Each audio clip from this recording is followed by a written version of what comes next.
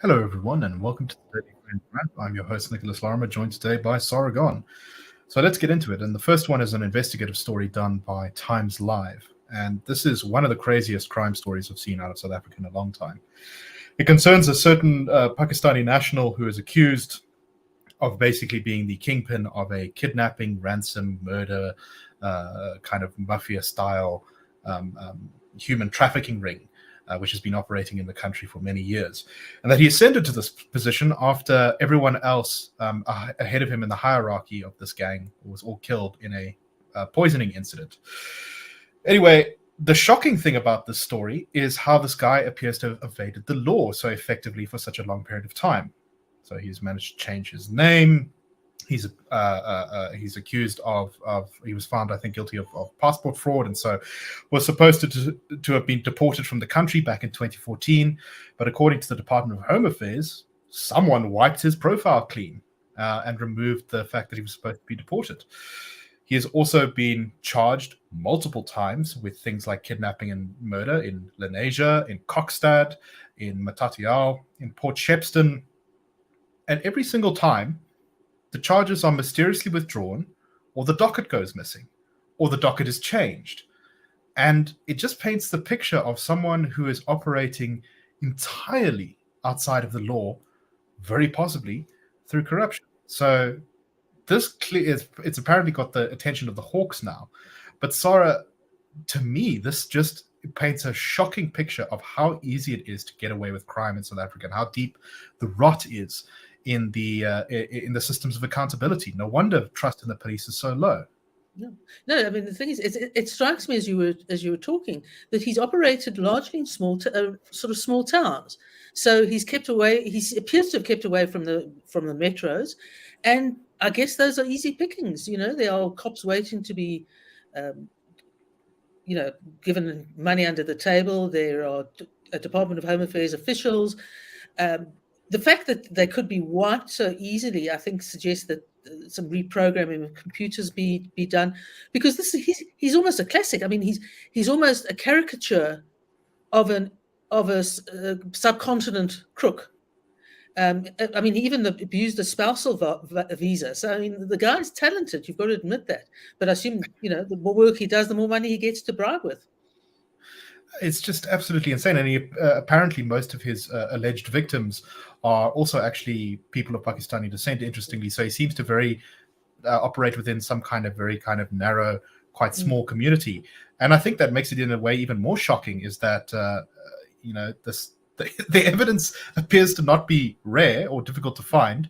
And yet he just seems to have evaded capture for so long. I think what this really shows that if we're going to want to reform law and order in this country and repair the South African police, there needs to be a very significant overhaul of the entire system, from the police to the prosecutorial stuff. You're going to have to probably spend as much time investigating the police as you are on catching regular criminals if a new government actually wanted to fix the problem. Yeah, and of course it's right. I mean, it's always easier to target your own because you know how people operate and what businesses they're in, and that some of them may well be illegal and vulnerable. Indeed. All right, let's move on to our next story, and this is one of those stories that kind of makes you laugh.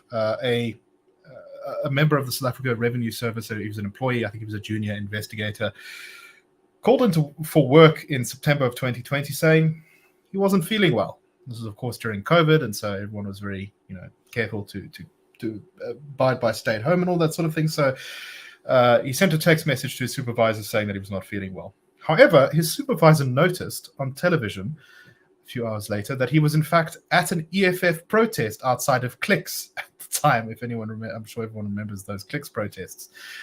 Very enthusiastically joining in on the protest. And so he was dismissed from SARS for dishonesty. They said that he had lied to his supervisor and abused a sick day.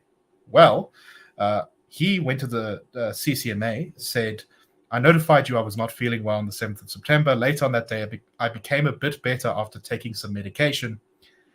And quite shockingly, the CCMA ruled in his favor that his dismissal was unfair. Now, this has gone through to a court. I think it was the High Court, and it has found... Sorry? The Labour Court. Labour Court, sorry. And I think the Labour Court made the right call here where they said, no, it was totally acceptable to fire this guy for dishonesty. Sara, what do you make of this case? You have a lot of experience with labor, so yeah, I think what the and again, unless something passed under the table, I think the problem is that I haven't seen the arbitration award, but it may be in a confusion as to, there was an inhibition on his right to protest. Now, much as a lot of us may like protesting for the EFF criminal, that is not criminal, and you can do it. You can show your political allegiance as you will. The issue was the dishonesty, and it's also a bit of a classic in labor law terms, because dishonesty is usually subject to dismissal because it ultimately really breaches the relationship of trust between the employer-employee, and it's a form of fraud, because what he's trying to do is use his sick leave, keeping his annual leave intact while he goes and toys and hurls bricks at windows or whatever he was doing.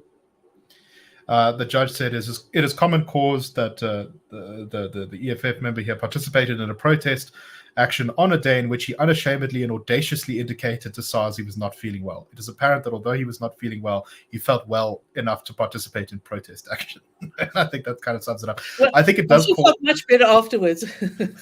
Yes. And what medicine did he take? I think this does suggest that there's a real problem with the CCMA. That it is, and I think anyone who's had to deal with labor issues probably knows this, that it is not handling cases, at least in some cases, correctly. Okay, let's move on to our last story for today, and this is a statement from the DA about the Employment Equity Amendment, the Employment Equity Draft Regulations, which have, I think, caused an uproar all over society. We've certainly been very vocal about it. But this is coming at it from a slightly different angle. The DA points out that in many sectors, the targets are much higher for men than for women, which is kind of a little bit strange if you think about it, for a number of reasons, one of which is that the ANC is often going on about female empowerment, but also that the unemployment rate for women is actually about 5% higher than it is for men. The DA then goes on to say that they think that education and skills development are key factors in solving the problems of unemployment, rather than quotas and that kind of thing. So, Sara, I don't know. What do you make of this? I think it's yet another example of how mad this entire scheme is. There seems to be an assumption built into these things that, well, there just aren't enough women employed, and there won't be for ages, so we're just going to set the target lower. You can't design society down to this granular level. Well, I think the problem is you can't design society at all. It's not for the government to design society. And as soon as you start to get into this bizarre design, things just don't make any sense. People fall out of the picture when they should be in the picture. It's absolute nonsense. And of course, the important point that DA makes is that the women are being negatively affected. And the reality is that single parent households are usually run by the females. And so they are the people who perhaps more need access to employment in order to feed children and elderly parents or whatever it may be. And your chances are you're going to get a much fairer result just by letting the market operate freely, obviously with improved education and training.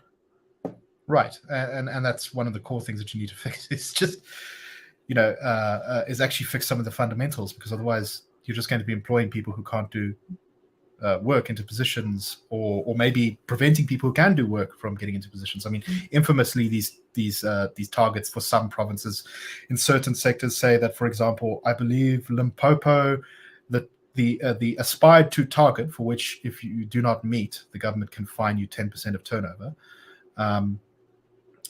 Is 0% employment for coloured males in Limpopo. Now, there aren't that many coloured people in Limpopo, but there are some. So if you have a career as a farmer ahead of you, and you're a coloured guy in Limpopo, I guess the government just thinks that you should be out of luck. Absolutely. I think basically it gives that chilling, if convoluted and idiotic, but a chilling aspect to the whole idea of social engineering. Indeed. And of course, what as always happens in social engineering, ordinary people's lives are messed around, people lose opportunities, and human suffering is induced. So the faster we throw these regulations in the fire where they deserve to be, and come up with something much better, the better for everyone. Absolutely. Okay, that is all the time we have for today. We hope that you found this interesting, and we will see you tomorrow. We'll have another Daily Fred wrap episode, and that's a wrap.